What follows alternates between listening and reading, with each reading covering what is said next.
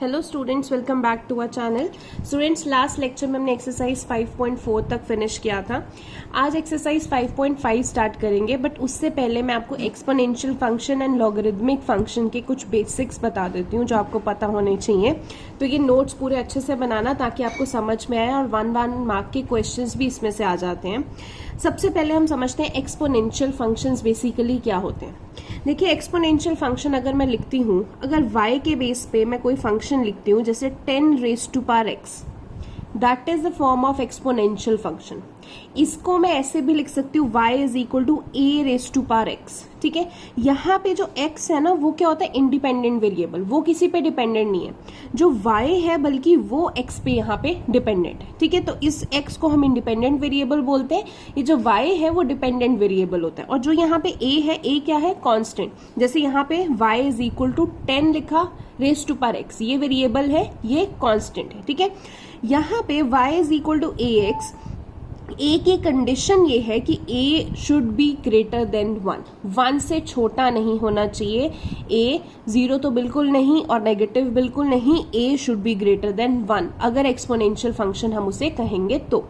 इसको exponential function को हम ऐसे भी लिखते हैं y is equals to e raise to power x। ज्यादातर आप इसी से समझ जाते हो कि वो एक्सपोनेंशियल फंक्शन। ठीक है, अब एक्सपोनेंशियल फंक्शन में देखिए, जैसे हम पार्स में लेते हैं। फॉर एग्जांपल, मैंने ये ग्राफ बनाया, यहाँ पे अगर y is equal to x हो तो आपको पता है वो स्ट्रेट लाइन जाती है, पॉइंट स्ट्रेट जाते हैं, तो ये लाइन जाएगी। ठीक है, अगर मैं y is equal to x square कर दूंगी तो x का स्क्वायर, मान लेते हैं कि x क्या है 2, तो 2 का स्क्वायर y 4 हो जाएगा। तो आपका जो ग्राफ है वो ऐसा चला जाएगा। ठीक है, अगर 2 का क्यूब करेंगे 8 और ऊपर चला जाएगा y की तरफ, तो ग्राफ और ऐसा चला जाएगा। 2 की पावर 4 16, यानी कि y और ऊपर चला जाएगा, तो ये और चला गया।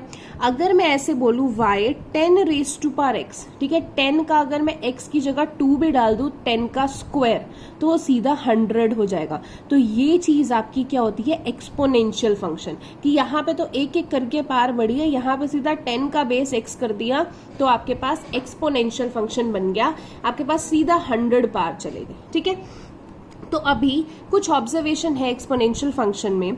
सबसे पहली ऑब्जर्वेशन है कि इन एनी एक्सपोनेंशियल फंक्शन अगर आपके पास x 0 होगा तो y विल बी 1। यहाँ पे आप x 0 डाल के देखिए, anything raise to power 0, y will be 1। तो यानी कि हर एक्सपोनेंशियल कर्व में 0 1 वाला पॉइंट जो है वो एग्जिस्ट करेगा ही करेगा। ठीक है, अब इसका एग्जाम्पल देख लेते हैं, एक और चीज समझते हैं। जैसे कि अगर मैं लिखूं y 10 रेज़ टू पावर -100, अब मैंने क्या कर दिया, x की पावर को नेगेटिव बना दिया, बट इसको y को मैं क्या लिख सकती हूँ, 1/10 रेज़ टू पावर 1000। ठीक है, 10 रेज़ टू पावर -1000 था, तो 1/10 रेज़ टू पावर 1000 ऐसे ही करते थे। जब पावर नेगेटिव होती थी तो पॉजिटिव करने के लिए रेसिप्रोकल कर देते थे, तो ये बन गया। अब यहाँ पे क्या है, वो नेगेटिव तो नहीं रहा। तो एक और ऑब्जर्वेशन हम यहाँ से निकाल सकते हैं कि y can never be negative in an exponential function. ठीक है, आप ये ध्यान रखना है कि एक्सपोनेंशियल फंक्शन में जो y की वैल्यू होगी वो कभी भी नेगेटिव नहीं हो सकती। ठीक है, क्योंकि उसको हम ऐसे पॉजिटिव फॉर्म में लिख सकते हैं, तो कभी भी नेगेटिव नहीं होगी। इसको कर्व के अकॉर्डिंग अगर हम बताएं तो कभी भी y जो है वो नीचे नहीं जाएगा। यहाँ पे नेगेटिव होता है y, 3rd and 4th quadrant में y का कर्व जो है वो हमेशा ऊपर ही जाएगा, यहाँ से आके चाहे इतना चले जाए, ठीक है, इस लाइन के पैरेलल चले जाए, बट कभी भी नेगेटिव नहीं जाएगा। सो y can never be negative in an exponential function. अब कुछ आपके डिफ्रेंसिएशन है वो देख लेते हैं हम। डिफ्रेंसिएशन सबसे पहले, जैसे dx ऑफ ax, अगर मुझे a raise to power x की डिफ्रेंसिएशन करनी हो तो फॉर्मूला क्या होता है, a raise to power x log base में e a। अब ये log बेस में e है, a है, ये क्या है, ये हम लॉगरिथमिक फंक्शन में डिटेल में पढ़ेंगे, बट अभी dx ऑफ ax यानी कि a raise to power x log e of x। ठीक है, ऐसे ही अगर मैं 10x की डिफ्रेंसिएशन लिखूं तो वो होती है 10 raise to power x log base में e 10। ऐसे अगर मैं ex की डिफरेंशिएशन लिखूं तो अभी तक हमने पिछले एक्सरसाइज में किया है कि एक्सपोनेंशियल की डिफरेंशिएशन क्या होती है, e raise to power x की differentiation e raise to power x ही होती है, बट वो कैसे निकलती है, देखो e raise to power x की डिफरेंशिएशन बेसिकली हम यहाँ से कंपेयर करते हैं, a raise to power x e raise to power x, तो यहाँ पे a raise to power x आएगा, तो यहाँ पे e raise to power x log e तो रहेगा, a की जगह क्या आ जाएगा e। ये होता है, यही फॉर्मूला हम यहाँ पे अप्लाई करते हैं, तो ये आ जाएगा। अब बेसिकली लॉग बेस में e raise to power e, इसकी वैल्यू क्या होती है 1, तो इधर e raise to power x बचा, तो e raise to power x into 1 e raise to power x ही आ जाता है, ठीक है। और देखते हैं अगर log e raise to power 2x हम पूछें, जैसे डिफ्रेंसिएशन ex की क्या होती है e raise to power 1 into e raise to power x into 1, यहाँ पे e raise to power 2x है तो 2 बाहर आ जाएगा, 2 into e raise to power 2x। अगर मैं D D X of a raise to power 2x लिखूं तो देखिए a raise to power x की ये डिफ्रेंसिएशन है, ये आपके पास है ax log e of a, तो आपके पास ax log e of a तो आएगा, बट आपने 2x माना है x को, तो इसकी 2x की भी डिफरेंशिएशन होगी, तो 2x की डिफरेंशिएशन क्या हो जाएगी 2, तो ये आपके एक्सपोनेंशियल फंक्शंस आ जाएंगे। Basically this is your formula of exponential function, okay. अब नेक्स्ट टॉपिक है हमारा लॉगरिदमिक फंक्शन।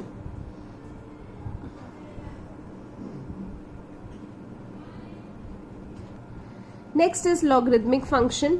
लॉगरिदमिक फंक्शन में हम देखिए स्टार्ट करते हैं। सबसे पहले जैसे हमने एक्सपोनेंशियल फंक्शन बोला, ऐसे ही जैसे हम एक्सपोनेंशियल फंक्शन के क्या लिखते थे y is equals to a raise to power x, तो अगर मैं यहाँ पे लिखती हूँ b raise to power x की वैल्यू अगर a के बराबर है, ये हमारा बेसिकली एक्सपोनेंशियल फंक्शन होता है। Anything raise to power x वो किसी कांस्टेंट के बराबर है, तो आपके पास यहाँ पे where b is greater than 1, यहाँ पे जो b है वो 1 से बड़ा होगा, नेगेटिव नहीं होगा, ठीक है।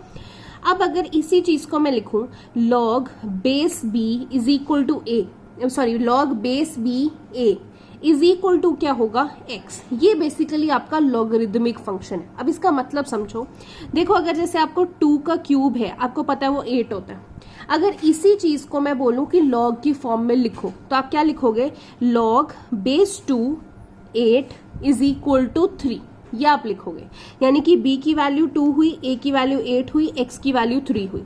अब यहां से अगर आप देखें तो क्या बता रहे हैं ये कि अगर 2 का क्यूब करें तो 8 आएगा, या फिर 2 किस वैल्यू पे 8 आएगा, कौन सी पावर होगी 2 की कि 8 आ जाए, तो 3 पावर होगी। बेसिकली जो लॉगरिदमिक फंक्शन है वो आपको बेस की पावर बताता है कि बेस की क्या पावर होगी कि आपके पास ये फंक्शन आ जाएगा, यानी कि b की क्या पावर होगी कि आपके पास a आ जाएगा, तो b की पावर x होगी ना तो a आएगा। अब आप समझो b की पावर x होगी तो a आएगा, जैसे 2 की पावर क्यूब होगी तो 8 आएगा, ऐसे ही 2 की पावर x होगी तो a आएगा, ठीक है। This is your logarithmic function कि बेस की पावर कितनी होगी कि आपके पास ये a की वैल्यू आ जाए, इसीलिए b की पावर x कितनी होगी कि आपके पास a आ जाए, ये हम ऐसे लॉगरिदमिक फंक्शन लेते हैं। ये बेस में होता है इसलिए हम इसको बेस बोलते हैं। अब यहाँ पे देखो आपके पास ना बेसिकली जो ये x है, ये जो x पावर है, ये वाली चीज यहाँ पे आंसर ना कभी नेगेटिव नहीं आ सकता, क्योंकि अगर हम नेगेटिव लेंगे भी, एक बार लेके भी देख लेते हैं, अगर b raise to power x is equal to a है, यहाँ पे x है, वैसे तो अगर 3 का क्यूब करें तो 27 होता है, बट अगर मैं ये पावर नेगेटिव भी ले लेती हूँ, यानी कि x नेगेटिव भी ले लेती हूँ, 3 का माइनस क्यूब कर देती हूँ, तो क्या लिख दूंगी 1/27, 3 का क्यूब 27 होता है, पावर नेगेटिव पॉजिटिव करने के लिए 1/27, तो हो तो गया ये पॉजिटिव ही ना। तो अगर ये नेगेटिव भी आ रहा है तो भी आपके पास पॉजिटिव ही होगा, तो आपके पास ये चीज जो है ना, ये वाली चीज, ये कभी नेगेटिव नहीं आ सकती। मतलब यहाँ पे जो आंसर आ रहा है ना आपके पास, ये कभी नेगेटिव नहीं होगा, ठीक है। जैसे 2 की पावर ये 3 है, इजी 8 आ गया, ठीक है, तो यहाँ पे जो ये 8 है ये क्या है, पॉजिटिव आ रहा है, क्योंकि यहाँ पे 8 देखिए, ये 3 का क्यूब 27 है, तो अगर मैं देखूं b का raise to power x is equal to a है, तो यहाँ पे b raise to power x is equal to a है, तो यहाँ पे x पॉजिटिव था तो a पॉजिटिव आया, यहाँ पे b raise to power x is equal to a है, x तो यहाँ पे नेगेटिव था फिर भी a पॉजिटिव आया, तो बेसिकली x अगर नेगेटिव भी आएगा then a will always be positive, ये आपका लॉगरिदमिक फंक्शन कहता है, ठीक है। अब बेसिकली देखो लॉगरिदमिक फंक्शन के कुछ ऑब्जर्वेशंस हैं। अगर हम लॉगरिदमिक फंक्शन लेते हैं, लॉगरिदमिक फंक्शन को हम ऐसे कहते हैं कि लॉग बेस में b, ये कहाँ तक जाता है, रियल नंबर पॉजिटिव से लेके ऑल रियल नंबर्स तक जाता है, ठीक है। मतलब कहने का मतलब नेगेटिव नहीं होता। अगर मैं log b x देखूं वो y के बराबर होता है, यानी कि मैं यहाँ पे x में कौन सी वैल्यूज डाल सकती हूँ, वो वैल्यूज वही डाल सकती हूँ जो पॉजिटिव होंगी, क्योंकि यहाँ पे देखो हमने ऊपर यहाँ पे 8 नेगेटिव नहीं हो सकता, 8 क्या है, a की value, a is always positive, तो यहाँ पे 8 की जगह क्या है x, तो यहाँ पे x की वैल्यू क्या होगी, पॉजिटिव, मतलब डोमेन जो होगा x का वो क्या होगा, रियल नंबर, सिर्फ पॉजिटिव वाले, डोमेन मतलब जो हम वैल्यूज निकाल सकते हैं, ठीक है, तो ये सिर्फ पॉजिटिव वाली वैल्यूज होंगी, रियल नंबर पॉजिटिव। और रेंज जो है, रेंज मतलब आंसर जो है वो नेगेटिव में भी आ सकता है, ठीक है, x का जो आंसर है वो नेगेटिव में भी आ सकता है। यहाँ पे रेंज क्या होगी आपके पास, ऑल रियल नंबर्स, ठीक है, हर तरीके के रियल नंबर हो सकते हैं, बट जो हमने यहाँ पे वैल्यू डालनी है वो सिर्फ पॉजिटिव डालनी है, इसीलिए हम कहते हैं कि log b की कहाँ तक जाती है, रियल नंबर पॉजिटिव से लेके रियल नंबर्स तक, इसके बीच में, ठीक है, तो ये डेफिनेशन है बेसिकली।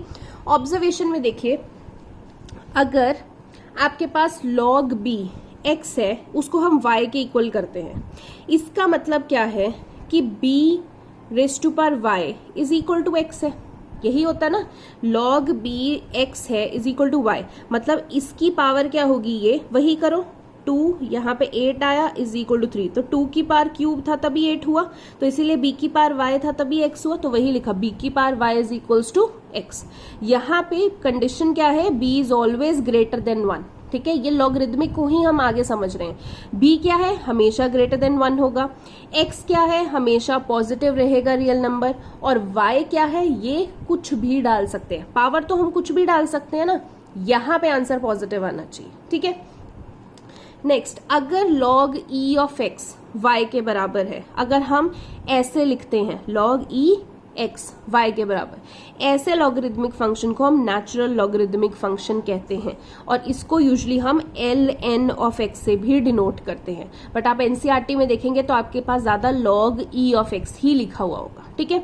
अगर मैं log बेस में 10x लिखती हूँ इज इक्वल टू y, तो ऐसे log बेस 10 वाले को हम कॉमन लॉगरिदमिक फंक्शन बोलते हैं, एनसीईआरटी में ज्यादातर इसको log 10x ही बोला होगा, ठीक है। तो बेसिकली log बेस में e वाले को हम नेचुरल लॉगरिदमिक फंक्शन बोलते हैं, log बेस में 10 वाले को हम कॉमन लॉगरिदमिक फंक्शन बोलते हैं, ठीक है। आपने एक चीज ध्यान देनी है, log बेस में 10 और यहाँ पे अगर 1 है तो वो हमेशा 0 होगा, ठीक है, log बेस में 10 और रेस टू पावर क्या है 1, तो वो हमेशा 0 होगा। कहने का मतलब log का कोई भी बेस हो, अगर पावर उसकी 1 है तो आंसर हमेशा 0 होगा, ठीक है। log बेस में 10 है, पावर 1 है, तो आंसर 0 होगा, तो log का कोई भी बेस हो, पावर 1 हो, तो आंसर हमेशा 0 हो, ठीक है। इसके बाद लास्ट इसका ग्राफ देख लेते हैं। आपके पास यहाँ पे log के ग्राफ्स कैसे होते हैं, अगर मैं बेस 10 का ग्राफ बोलूँ ना, तो बेस 10 का ग्राफ आपका ये जा रहा है। अगर log ex, अब देखिए ये क्या है आपका कॉमन लॉगरिदमिक फंक्शन, बेस 10 वाला, log ex मतलब नेचुरल लॉगरिदमिक फंक्शन, तो ये भी आपका इसी पॉइंट से जाएगा। अगर मैं log 2x किसी कांस्टेंट के बेस पे x ले लूं तो वो भी इसी में से जाएगा, तो मतलब आपका 1 0 पे वो इंटरसेक्ट करेगा। तो बेसिकली इससे हम एक और कंक्लूजन निकाल सकते हैं कि जो लॉगरिदमिक फंक्शन होता है उसमें पॉइंट 1 0 हमेशा एग्जिस्ट करेगा, जैसे एक्सपोनेंशियल फॉर्म में 0 1 एग्जिस्ट करता है, तो लॉगरिदमिक फंक्शन में 1 0 हमेशा एग्जिस्ट करेगा, ठीक है। और यहाँ पे देखो, अगर मैं log बेस 10x की बात कर रही हूँ तो वो हमेशा ना यहाँ से इस उसमें जाएगा, वो कभी भी नेगेटिव वाले में नहीं जाएगा। वो नेगेटिव वाले में क्यों नहीं जाएगा, देखो अगर मैं log बेस 10 पावर ले लेती हूँ 0.5, बेसिकली इसका मतलब क्या कि 10 की पावर y करेंगे तो 0.5 आएगा, तो 10 की पावर y 0.5। अब देखो अगर मैं 10 की पावर कुछ भी लिखूं ना, इधर स्क्वायर भी लिखूं तो इधर स्क्वायर रूट बन जाएगा। बेसिकली 0.5 तो स्क्वायर रूट से भी कम है, इवन उसके क्यूब रूट से भी कम है। तो 1/10 अगर मैं इसको लिखूं, 0.5 जो है अगर मैं इसको 1/10 भी लिखूं, ये 10 की पावर -1 अगर मैं ले लेती हूँ तो 1/10 भी लिखूं तो वो 0.1 आता है, तो बेसिकली उसके नेगेटिव से भी कम है, ठीक है। तो हम बेसिकली क्या मानते हैं उसको कि ये चीज जो है वो क्लोज टू 0 आ रही है, तो कभी भी ये नेगेटिव पोर्शन में नहीं जाएगी। इसको मैं आपको उससे समझा, सो कहने का मतलब अगर x जो है वो 0 को टेंड करता है, 0 को अप्रोच करता है, तो log बेस 10 क्या होगा, अप्रोच करेगा -∞, ठीक है। एक लास्ट चीज और है इसकी, जैसे हम ये ग्राफ बनाते हैं, हमने बना दिया x is equal to y, तो हमें पता है वो स्ट्रेट लाइन ऐसे जाएगी, ठीक है। अगर हम एक एक्सपोनेंशियल फंक्शन का ग्राफ बनाते हैं, जैसे y is equal to x exponential function होता है, और अगर हम लॉगरिदमिक फंक्शन का ग्राफ बनाते हैं log e y is equal to x, तो दोनों क्या है, मिरर इमेज होते हैं, क्योंकि log e का ग्राफ ऐसे होता है और एक्सपोनेंशियल हमने पढ़ा है पहले में कि ऐसा होता है, तो बेसिकली ये मिरर इमेज होते हैं अगर इसको हम मिरर की फॉर्म में कंसिडर करें तो, ठीक है। देखो, अगर आपको ज्यादा नहीं भी समझ आता है, आप मेन चीजें समझ लीजिए, मैं आपको हाईलाइट कर देती हूँ। लॉगरिदमिक फंक्शन बताता क्या है, तो आपको पता होना चाहिए कि इसकी पार क्या होगी कि ये आएगा, ठीक है। यह चीज कभी भी नेगेटिव नहीं हो सकती। इसका रेंज क्या है वो आपने याद कर लेना है, डोमेन वो याद कर लेना है, ये आपने फॉर्मेट याद करना है, आर पॉजिटिव से आर नेगेटिव तक होता है, ठीक है।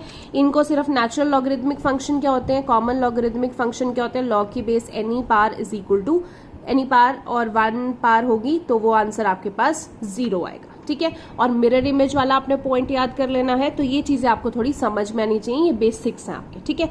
अब कुछ और प्रॉपर्टीज हैं वो अगले लेक्चर में करते हैं। इस लेक्चर के लिए इतना ही। Thank you so much.